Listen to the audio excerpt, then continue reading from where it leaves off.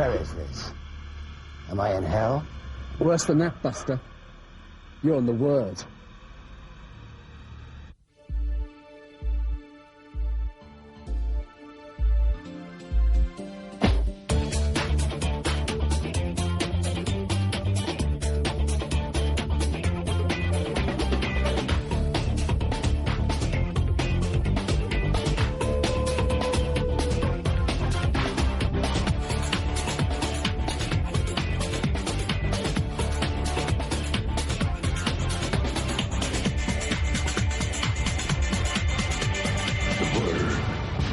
Tonight on The Word, Aerosmith Superbabe Liv Tyler and Grease Superman Shane Richie. We find out that there are no happy days for the kids from Diff'rent Strokes.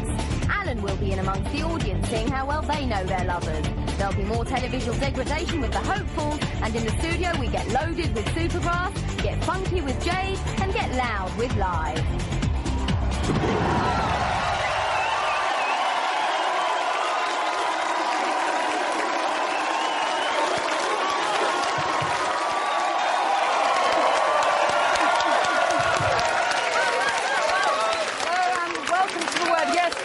Show that is slicker than Lady Di's hairstyle. It's hotter and more satisfying than a McDonald's apple pie. And yes, it zips along faster than a gladiator coming out of a nightclub toilet. Yep, right. Tonight on The Word, the sisters are doing it for themselves. Terry's watching the show from the comfort of his favourite armchair. And he's going to switch his switch. I know he is, and it's going to take him right up to his bed. Stairs going to take him up to bed, straight after it. But first up tonight, we're going to hit you where it hurts and give you a fast and furious noise. They've basically been touted as the champions of this new mod movement. Their British tour starts on Valentine's Day, and this is their first ever live television appearance. Please welcome Supergrass with them.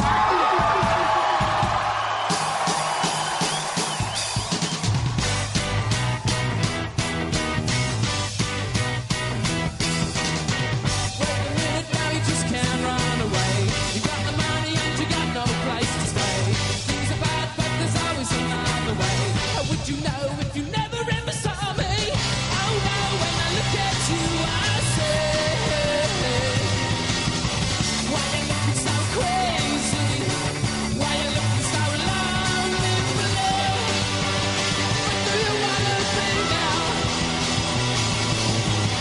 Why you looking so crazy? Why you looking so lonely blue? What do you wanna see now? Wait a minute, it's all wrong. Wait a minute, it's all gone wrong.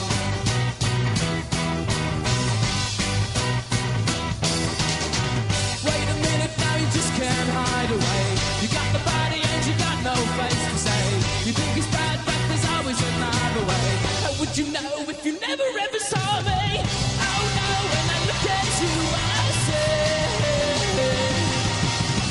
why you looking so crazy? Why you looking so lonely blue? What do you wanna be now? Why you looking so crazy? So lonely blue? What do you wanna be now? Oh yeah. What do you wanna feel? Oh yeah. What do you wanna see?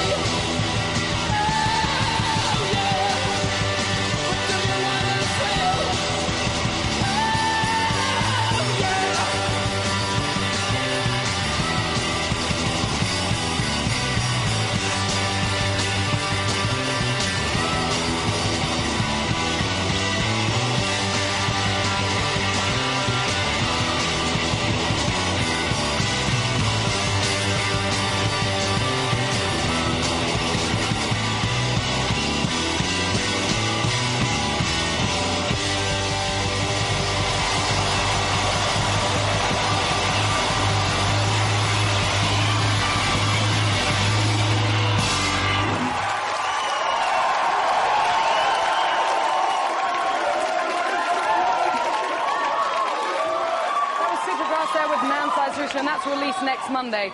Now, my first guest tonight, well, he's had the misfortune of being Gary Bushel's favourite British star, but underneath all that, he's really a very nice man. Take a look at this. Shane Richie started as a Pontins Blue Coat, got the sack and has never looked back. As one of Britain's brightest comics in a professional TV gadabout, Shane got to work opposite his dream co-star Sonia when making his West End debut in Grease. Currently, he's the man watched by millions every Monday on ITV, and his lucky number is up tonight. Welcome to The Word, Shane.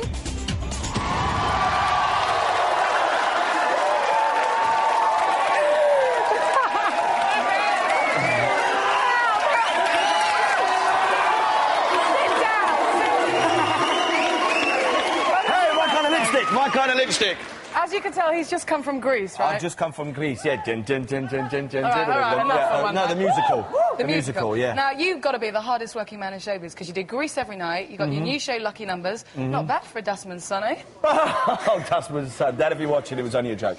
Yeah, no, I mean, we recorded Lucky Numbers way back in, I think it was last November.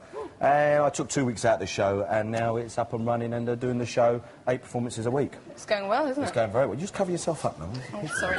No, now, did you always... Did you always want to be a... No, leave it. Did you always want to be a big-time game show host? No, not at all. I mean, I started in the business as an actor and got sidetracked into stand-up comedy.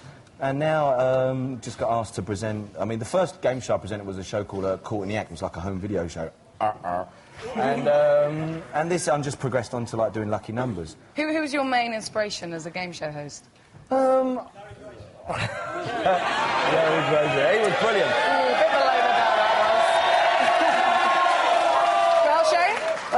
I actually, talking about Larry Grace, I remember seeing Larry Grayson doing the Generation Game, and he was hilarious. But I suppose, I mean, who do you think's best in the business then? The best, I think, is probably like Bruce Forsyth, probably the best. He's not bad, is he, Bruce? He's all right, He's been going a couple of years now, and he's still there with it. Now, what's your catchphrase that you use in Lucky Numbers? Why? I can't remember. It's very You do funny, know what it is. isn't No, you say it. I want you to say it. No, I'll whisper it and you shout it out, all right? It's show me your balls. Right, go on. Now, you shout it out, go on. I can't, it's Here too you go, rude. give me 20 pence, go on. It's show me your balls. Show me your balls. Now, did this happen out of mistake? Show me your balls, 4 syllables. Did this happen out of a mistake, or was it scripted to start? No, it was just something, because all of the audience are holding up, like, these large balls, and myself and the producer... This couch is getting in my mouth. And, we're a live show.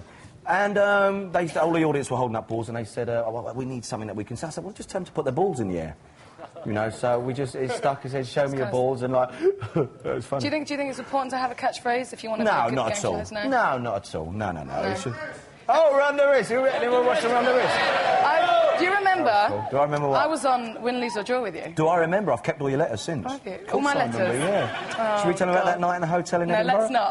I've got it on video. We'll be showing it later, ladies and gentlemen. Just phone into the line. We'll show the video later. What we should tell them is about you and your geography teacher when you were 15. No.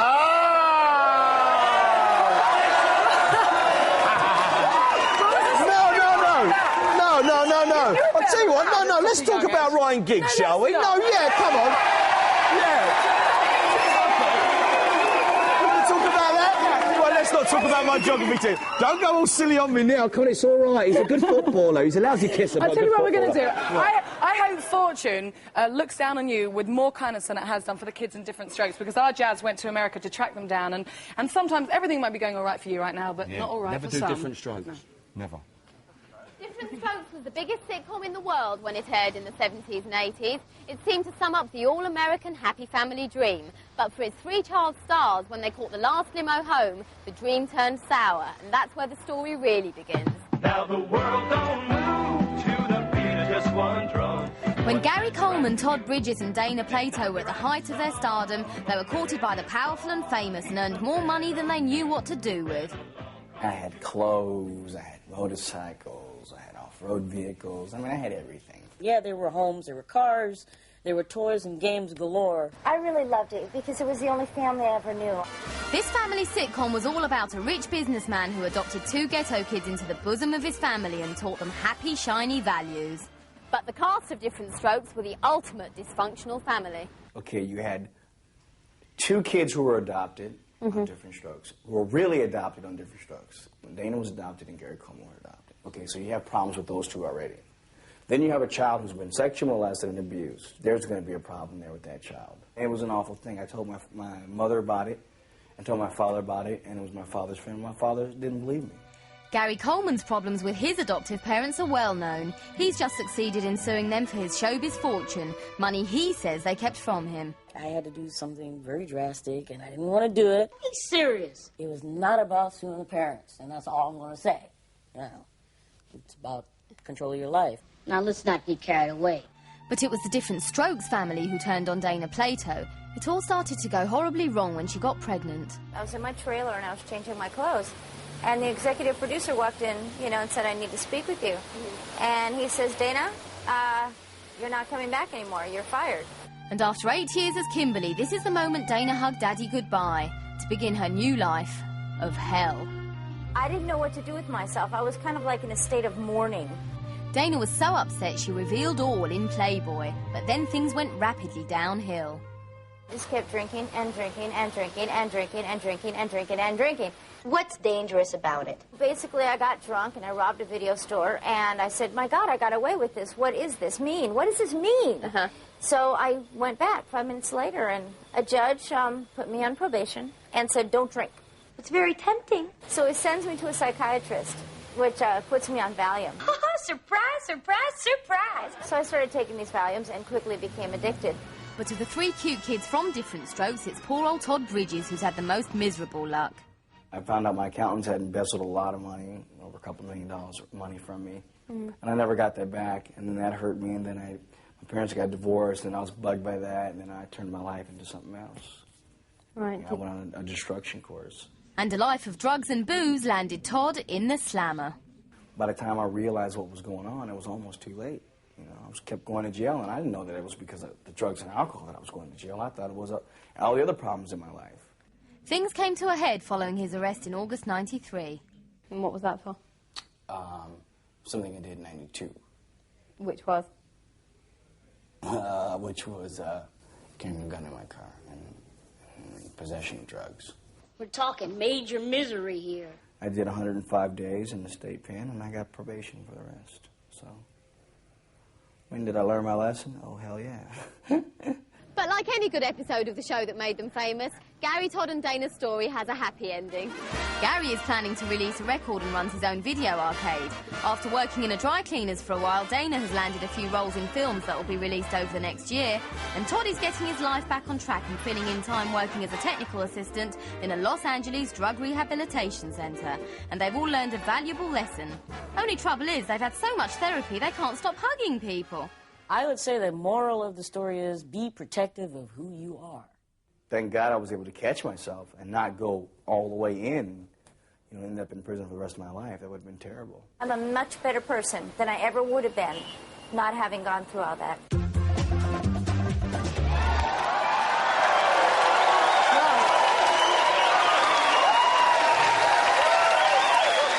a bit sad, though, isn't it? I mean, that's the whole point. No. The moral of the story is don't take drugs and hold up laundrettes. That's what it is, you know what I'm saying? You know it! 4 syllables, well done. No, you've got a lot of... He could be, actually. Come and see us after the show. You've got a lot of Shane Richie groupies, haven't you? They follow you around everywhere, yeah. Half of them are here tonight, Shane. Half of them are here tonight. What is it about you? What is it about you that makes them so attracted to you? I don't know. I think it's a load of old baloney yourself. He's a frustrated performer, this one. Oh, yeah, right. Anyway, now it's time for... Some old-time viewers, actually, that used to watch Emmerdale, were complaining recently about the... do you mind? Sorry, no. We're complaining recently about the new recent injection of sex into the storylines, and saying that, though, the new Emmerdale old-timers that are in the show now and have been there for absolutely years have been up to hanky-panky himself. Get out of there. there. Have a look at this. No. No, it won't sleep. Down on the farm, Emmerdale, a country pub, some hungry sheep, a peaceful pasture, and Chris Chattel, who plays Eric Pollard, Emmerdale's local cad. Then why do you hate Adam? Adam's my father's bastard son, and he's 2 years older than me, that's why. My God. Then Adam will inherit it all. Over my dead body. But it hasn't always been a life of country calm for Chris. In the 1970s, he sowed a few seeds of his own in adult movies. This is Chris in action in the 1972 film Erotic Inferno. Over you go. Come on.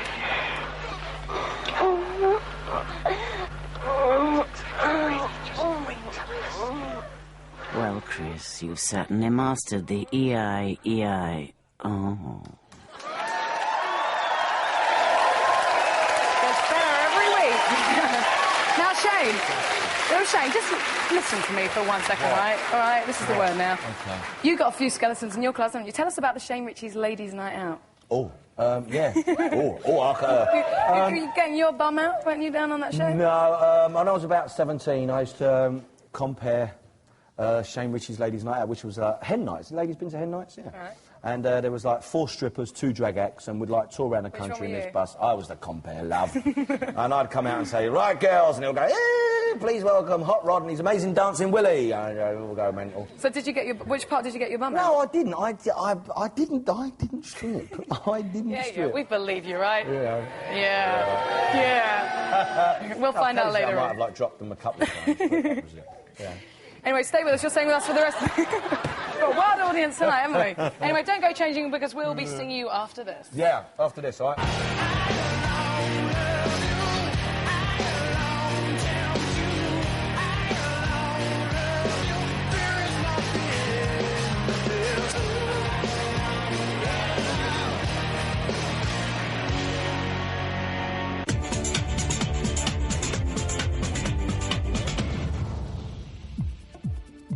Which one of these people was an usher in a porn theatre before making it big in Hollywood?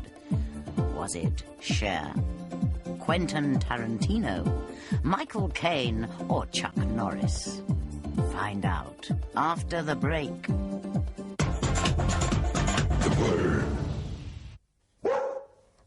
What did he say?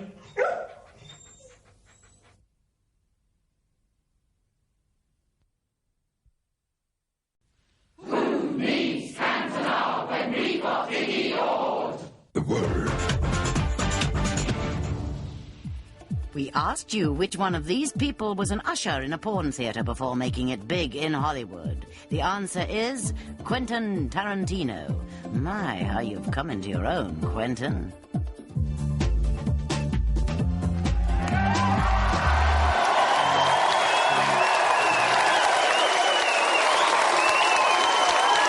back to The Word, the show that's even more notorious than the Viper Room. And even the fittest superstars tend to have sudden asthma attacks there. Now, if you're into lunging, plunging and stage diving, you're going to love our next band from Pennsylvania. This is their European TV debut. Please welcome live and their track, I Alone. It's easy to be wise and measure these things by your brains.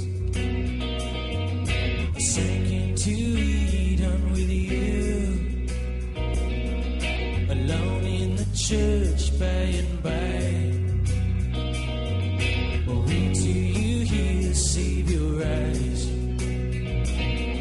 You need them, your boat is at sea.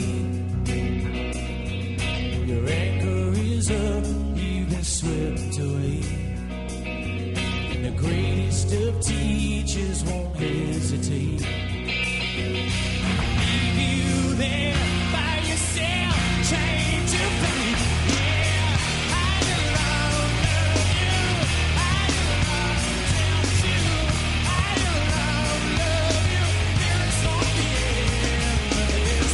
I alone love you. I alone tempt you. I alone love you.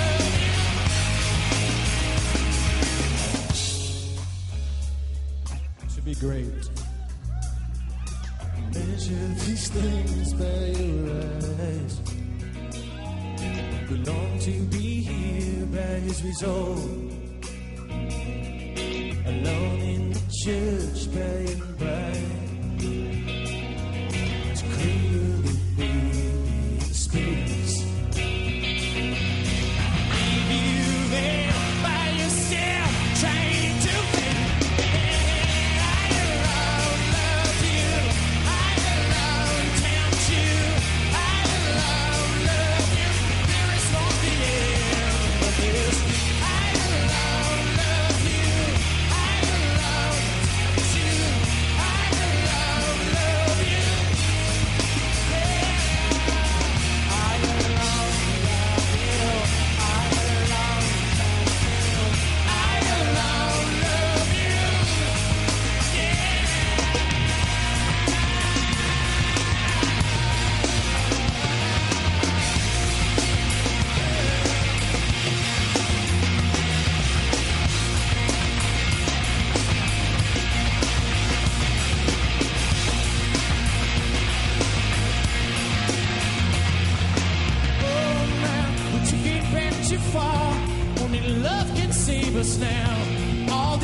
riddles that you burn all come running back to you. All these rhythms that you hide, only love can save us now. All these riddles that you burn.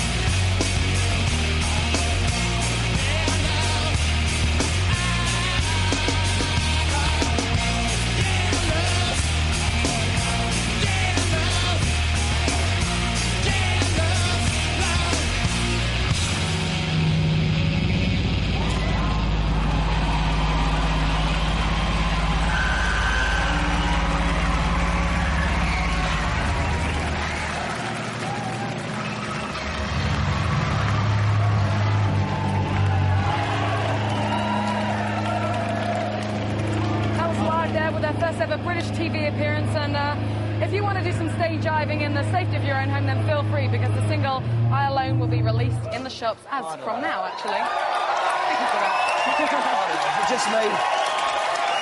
I'm Mr. Rubex. Now, my next guest tonight, she's probably the most, I'd say, lusted after a teenager in America. Not only is she young and beautiful, she's also extremely hot property, and I'm not exaggerating. Get a load of this.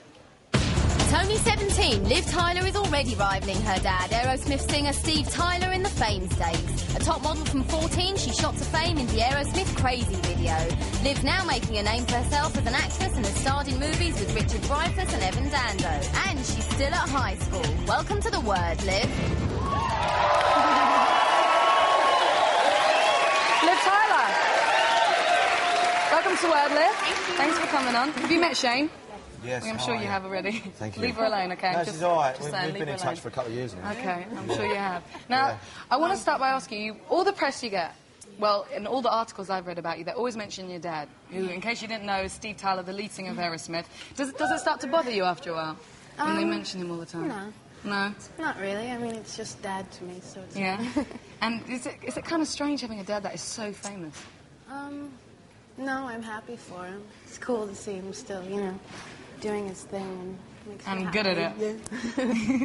And, I mean, are you scared of the kind of nepotism vibe going on in case you're getting jobs just because of your name? Well, it hasn't, I mean, as far as acting jobs, people don't really know who he is as much, which is really funny. Like, Bruce Beresford was like, who? You know?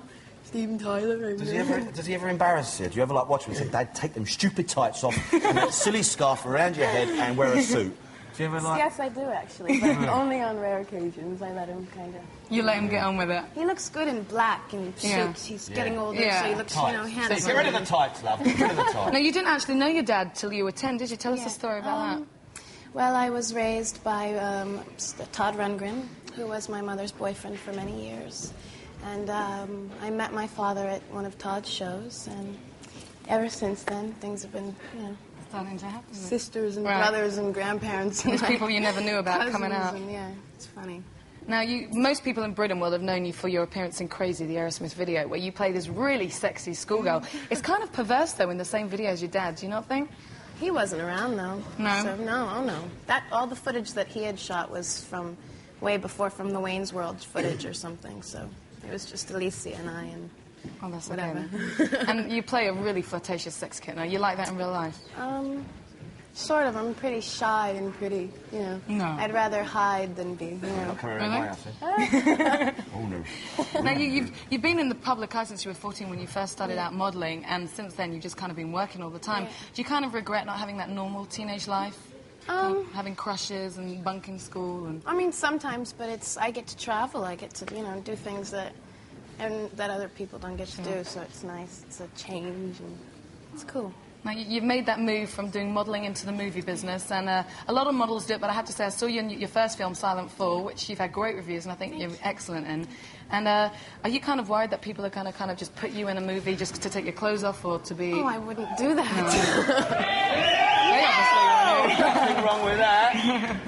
Are you kind of worried about the stigma that comes with kind of models that turn into actresses? I modeled for such a short period of time, and I only had like I had a 117 cover in America, and did very little. It was more like an after-school job and kind of money and, you know. And I also have to ask you, for all the girls out there, you've just done a movie with Evan Dando.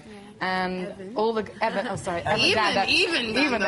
and all the girls are going to hate you for this, but you get to kiss him in it. What's he like as a kisser? Oh, wonderful. He's Is he good? Evan, yeah. Oh, okay. He was very She's shy. giving him the thumbs up. So, how many marks out of 10, I reckon? Girls, you want to know marks out of 10? No. 8 out of 10? 10? 10. Well, there you go.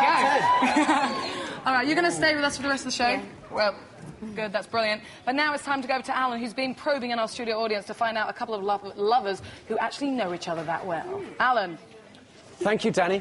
Welcome to Perfect Partners, the game where we find out how well couples know each other. And helping me in that endeavour is a dear friend of mine. Ladies and gentlemen, please put your hands together for Isla Sinclair! Hi, Isla. How's it going? You looking forward to the show? OK, well, Isla's here, I'm here. Hello, Richard and Judy. Richard and Judy are over there. They love the show, they always watch it, and they bring along Anne and Nick as well. Oh, wonderful. The 6 of us are here, which means it's time to play Perfect Partners. You got it.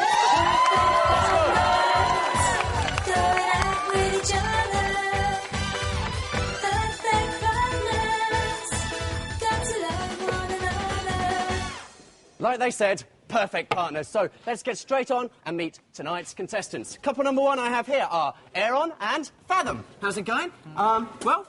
All right. Fathom, how long have the pair of you been going out? About 2 years. That's nice. And Aaron, would you say you're in love?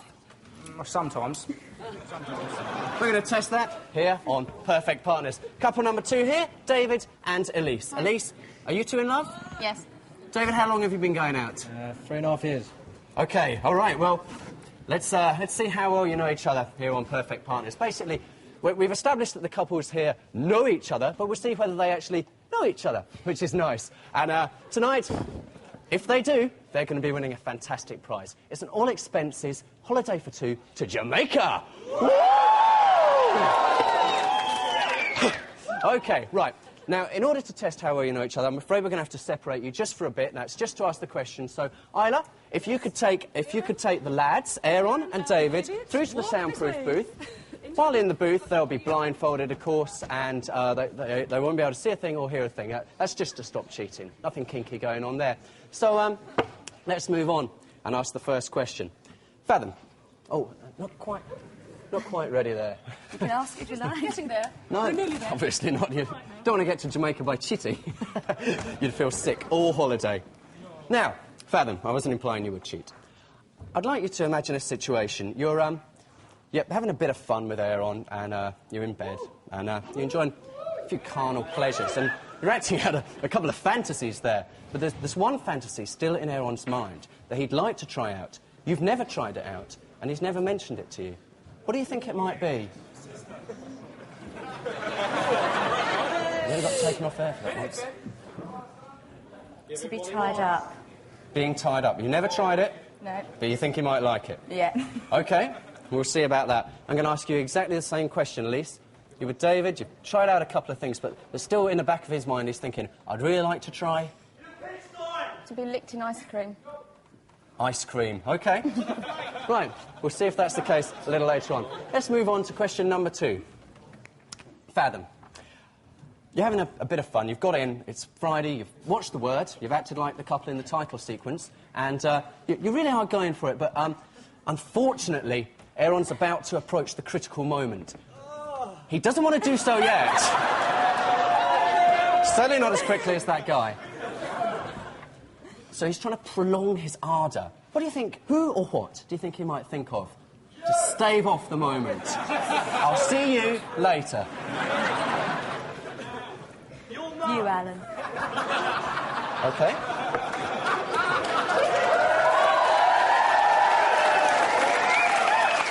Think you stand a chance of winning? Fat chance. Fathom, stupid name. OK. Elise, you're in exactly the same position, and David's a bit worried. How does he stave off that moment of final passion? Maybe thinking about fighting. Fighting! OK, there are the questions. And we're moving on to the last question here. Fathom, you're with Aaron, and he's looking you up and down, and he wants to start laughing about a part of your body. Oh, dear. Which part of your body do you think that might be? Do you think it would be your breasts, your bottom, or your nose? Breasts. You think it would be your breasts? OK, I'm not going to ask you the same question. The question I'm going to ask you is, you're in a sexual kind of time with your boyfriend, David. Which sort of position do you think he might like to try the best? Do you think he would like the missionary position, up against the wall, or the bizarre wheelbarrow position? Up against the wall. Up against the wall. OK, we've got our answers. Isla, if you could take the gentleman back out of the booth, we'll see whether or not that was correct. OK. Quick cup of tea. Dear old Isla. OK, right, the gentlemen are coming back out. They're rejoining their girlfriends. Basically, what we're going to do, we'll ask the same questions. They'll, of course, give the correct answers, and we'll find out whether the guesses that the ladies gave were right or not. So let's go straight back. So, Aaron, we asked Elise... sorry, we asked Fathom. What is your unresolved sexual fantasy? What unresolved sexual fantasy? A fantasy that you've always had but never actually tried out with Fathom.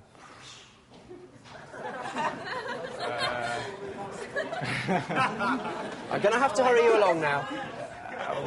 Come on, no clues there. I'm giving you 5 seconds. I'm being brutal. 5, 4, 3, 2, 1. It's a bit tied up. It's it! Be tied up! That's 1 point. Isla, if you could mark that up. Thank you. OK, David, I asked Elise exactly the same question about you. What's your unresolved sexual fantasy? To make love in the centre circle of the Coventry City football pitch. It's close, but not that close, I'm afraid. The answer you actually gave, Elise, was... To be licked in ice cream. To be lit with ice cream. So, we're moving on now. Aaron, you're enjoying a bit of time with Fathom there, but you're getting a bit close to the end of your nice, sexy time. What do you think of to stave off your final moment? Lager. Thank you, Aaron. No points there. Bad luck, Fathom. Shouldn't have given a stupid answer. OK, David, exactly the same question. What would you try and think of to try and prolong your ardour? Sheep. Some people pay good money for sheep. Oh, fucking hell. I'm going to have to hurry you. 5, 4, 3, 2, 1... Oh, no answer at all, so there's no... At least you'd said... Fighting. It was fighting. I'm sorry. OK, we're moving right on now. Aaron, which part of Fathom's body do you find it most hard to avoid laughing at? Is it her breast, her bottom, or her nose? Breast. Breast is right. That's another point. Please mark that up. Thank you, Isla. And, David, your question is, which of these sexual positions would you most like to engage in with Elise? Would it be the missionary position, up against the wall, or the bizarre wheelbarrow position? Up against the wall. So that's a point there as well. So there we go. That's the end of round 1. Isla, can we have the scores, please? OK, so Fathom and Aaron have 2 hearts, and Elise and David 1 heart. OK, so Fathom and Aaron in the lead. They're still all to play for that holiday for 2 to Jamaica. Woo! So join us in round 2 of Perfect Partners later on. For now, it's over to my partner in show business, Jasmine. Yes, Alan. Now it's time for the hopefuls. Now remember, if you want to be a hopeful, write to us at the Hopefuls, PO Box 2781, London E14. But remember, you've got to be prepared to do absolutely anything to get on TV. Welcome to the Hopefuls, people who said they'd do anything to get on television.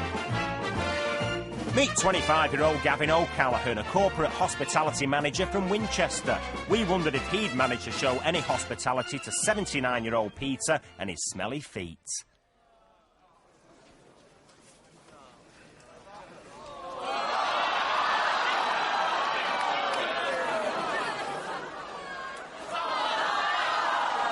I'll do anything to get on TV. Anything. Oh dear, Gavin, that was a bit cheesy. Liv, what do you think of that? Obviously, these people have obviously no limits to what they'll do to get on TV. How about you two? What would you... You got any limits? Do that. I would have rubbed jelly all over him and kissed him passionately for at least an hour and a half. I'm sure you would have. I would have licked his foot if it hadn't been so dirty. Would you? Yeah. Definitely. Oh, OK. Well, maybe you can come on next week and Not to get on television, but just to do it. Anyway, don't go changing because you might miss out on all of this.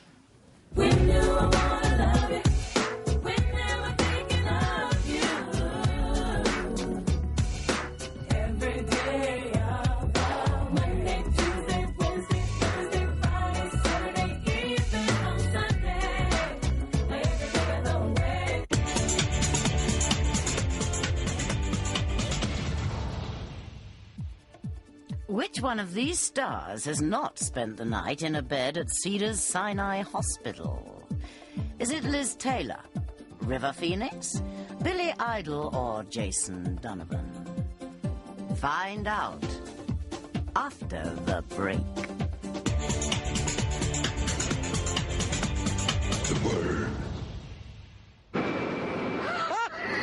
Here come the Belgians!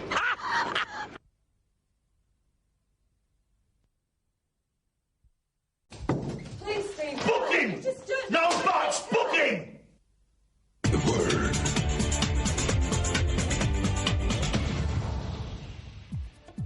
We asked you which one of these celebrities has not spent the night in a bed at the Cedars-Sinai Hospital. The answer is River Phoenix. He spent the night in their morgue.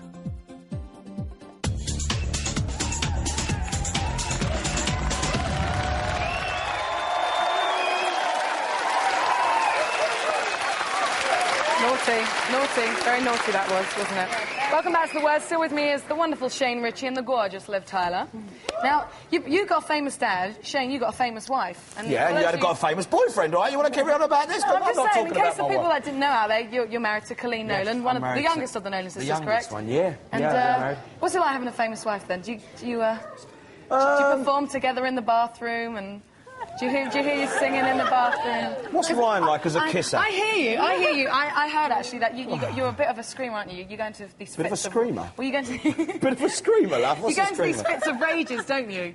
And What do you mean? You're a bit of a naughty one to live with. No, I mean, Temper tantrums, star tantrums. When I was working, and then Ryan Giggs come and stayed with us.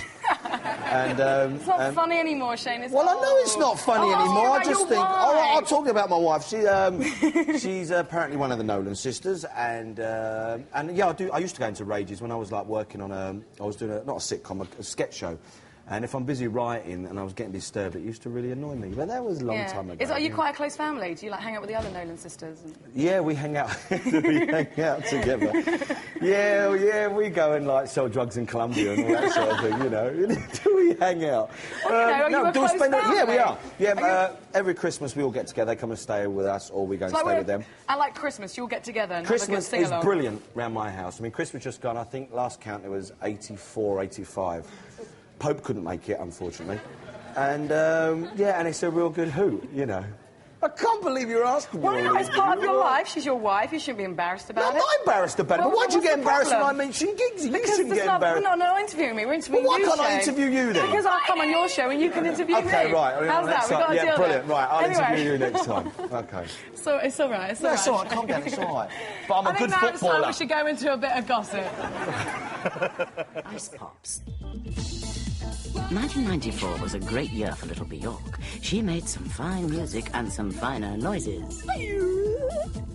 But 1976 was just as great. Aged 11, she appeared on Sven and Marta Make Wooden Things, an Icelandic schools program. Here's Bjork getting technical with Marta. I think this is called mandolin banjo. And do you play the mandolin banjo? No, I've never. And then we do like this. You did this all by yourself? Oh, yeah. And then you only have to add the strings and you can play it. Of course. Fabulous, Bjork. Love the hair. Welcome back. Welcome back to Perfect Partners, the game where couples, thank you, test how well they know each other in the hope of winning a holiday for two to Jamaica. In round one, we found out that David here would like to be covered in ice cream by Elise, and we found out that Fathom here would like her boyfriend to involve me in their sexual practices. So, without further ado, let's find out what the scores were at the end, of round one. Isla? OK, so Fathom and Aaron have 2 points, and Elise and David have a 1 heart, I should say. So, all to play for now as we take the ladies into the booth and ask gentlemen some questions to find out how much they know about their partners. So, Isla, if you could take Fathom and Elise into the booth, that would be nice. OK, they're going to be blindfolded as before. So, while they're in there, I'll be asking some questions to these two guys, and we'll test whether they got the right responses when they come out. All set? Looking forward to the holiday? Yeah, yes. Looking forward to the holiday? You're more likely to win it. OK, right, let's go. The question I'm going to ask you is this. You're enjoying a bit of fun with your girlfriend, and the thing is, you're particularly anxious this evening. Maybe you've had a few beers or something, that everything goes OK. So what's the one little trick that you've got to make sure that everything goes OK, that's really, really going to turn her on? Oh, God. Sorry, what, repeat the question? The one foolproof trick you use to turn Elise on. Cucumber. That's not a trick, that's a vegetable. My James. I'm going to have to hurry you. A little trick, just something that she likes. Just pull it out. Pull it out? OK. And waggle it about. OK, and I'm going to ask you, Aaron, exactly the same question. When you're with Fathom and you're particularly keen to make sure she's all pumped up, what's the little trick that you use? Little trick.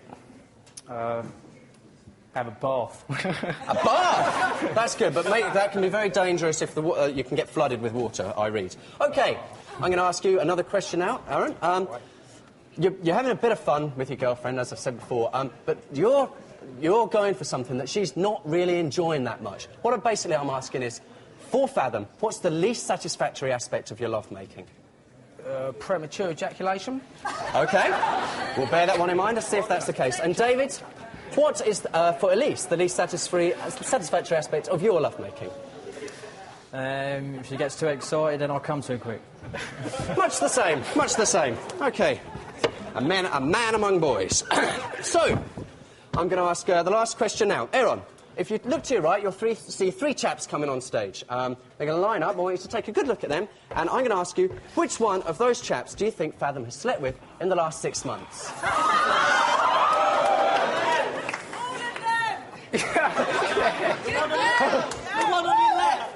Gonna have to hurry you. Geezer there. The geezer there with the reddish shirt. OK, thanks, lads. Scram! OK. And, David, if you look to your right, you'll see another three guys coming on. So, take a good look at them. And I'm going to ask you, which one of those three chaps do you think that Elise harbours secret sexual fantasies for? The one in the middle. From afar. Let's go with the geezer with the long hair. The geezer with the long hair, the Curtis Steiger lookalike. OK, we've got that one. Thanks, lads. Scram! And, that's it. We've asked all the questions. It's time. Isla, could you take the ladies, Fathom and Elise, from the box, and we'll see whether the chaps' answers were correct. Thanks a lot. OK, we'll get back up. You've had some guesses. They'll give the right answers, and we'll find out who's off to Jamaica. How do you feel it's been going so far this evening? Well, not too well, really. Really? OK, you're sweating a bit there, I see. And you're going to take up... OK, sorry. Yeah, OK. Here are the ladies, and so let's go back to question number one. So, Fathom, I asked Aaron about a foolproof trick he used that would always turn you on, no matter what sort of situation you're in, bad day, whatever, period, whatever's happened, you're always going to be turned on by this trick. What is the trick that he uses, which is the best? Gonna have to hurry you. He had a bit of trouble thinking about it as well, I have to say.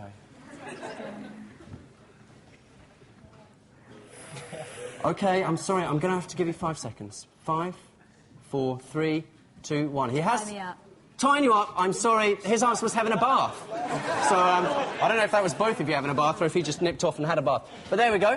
And Elise, exactly the same question. What's David's little trick that's always guaranteed to get you in the mood?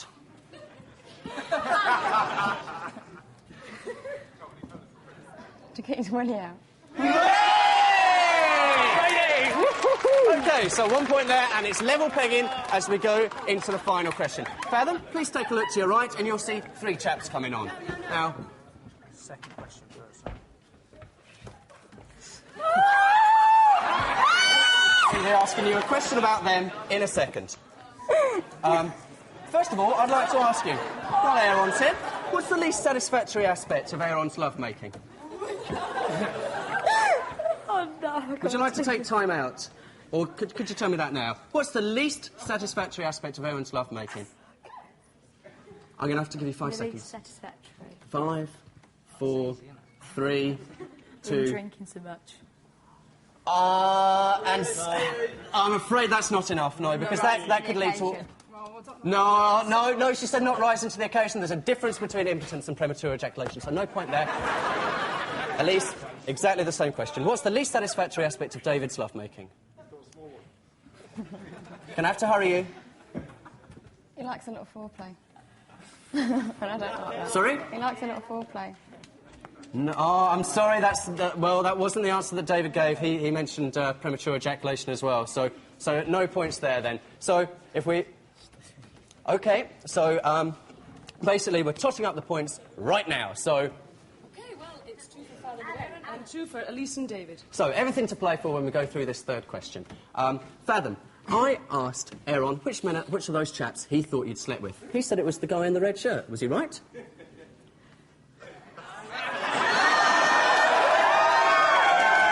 No? So which one was it? The one with the rather smug grin. OK, scram, lads. You can all have a chat later. Elise, take a look to your right. Another 3 lads coming on now. And I asked David which one of the 3 you harboured secret sexual fantasies for. Could you tell us which one of those lads, who are maybe all stumbling over each other and aren't on yet, which one of those lads it is that you've got that fantasy about? Middle one. The middle one. That was what David said. So that's the deciding point. There we go. We're going to tot up the points. Isla, can you please tell us who the winner is? Sure can, Father Aaron with 2 points. Elise and David, congratulations with 3 hearts. Congratulations. A commiserating prize for the pair of you there. You two are going to be going off to the Caribbean. How do you feel about that? Great. That's wonderful. OK, it's all been great here on Perfect Partners. It'll be more fun later on, but for now, it's back to you, Dani. Thanks, Alan. Well. I can't believe that. Which one of these did you sleep with? That is so cool. Liv, so what's coming up next for you, then? I'm just, as far as films or life? Well, you got your movies coming out. Yeah. And I'm finishing you got school.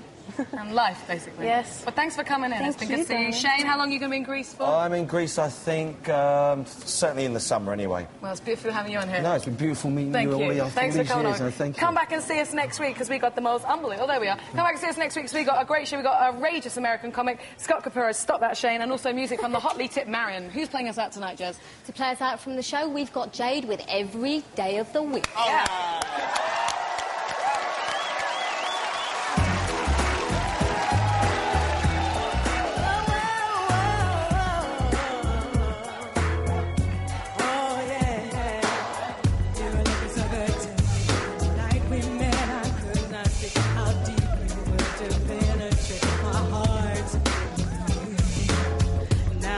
Time has passed and made me think this was meant to last.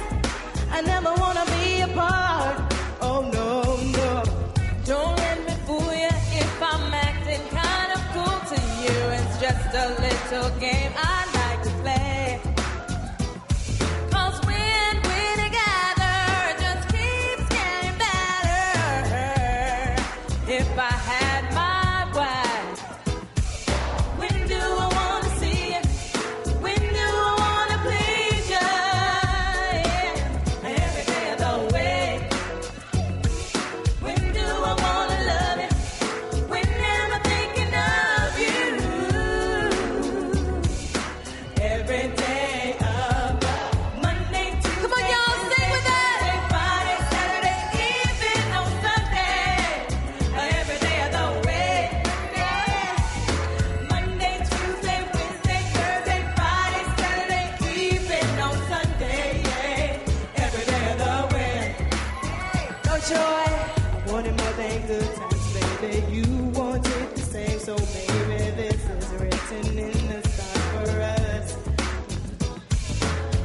All I know is that you excite me. The more we kiss, the more I like it. I never want to give you up. Come on, y'all, child. See you. When do I want to please you? Every day of the week.